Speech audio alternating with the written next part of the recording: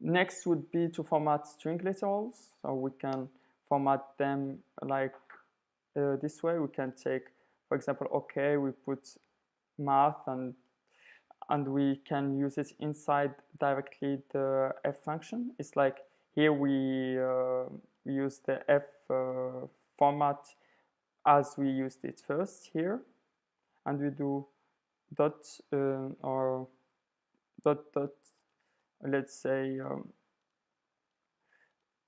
here we just say that we take three digits here, or we can have 4 digits after the comma, and it's up to us. Here we can also try to format the values in a table format.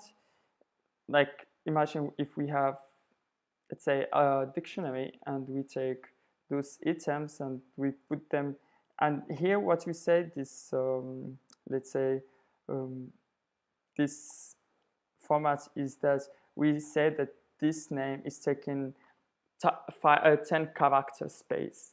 So this 10 is like 10 character space, and this is the same, it's 10 character space. If we say, for example, let's say just 5, just to print like same spacing and to have very nice output, can be very useful for outputting.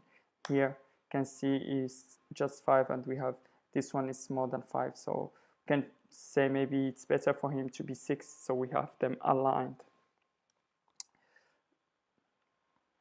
Here, let's say we want to add some animals. We can do it the same way we have done it before.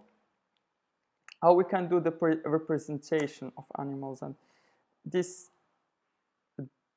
way you can have with this way we can have, it's like wrapper of animals. If we do something like this, would be like let's say this, it would be like something dog as a wrapper of animals, plus this would have something, you would have the same. So this is wrapper, and this is let's say string.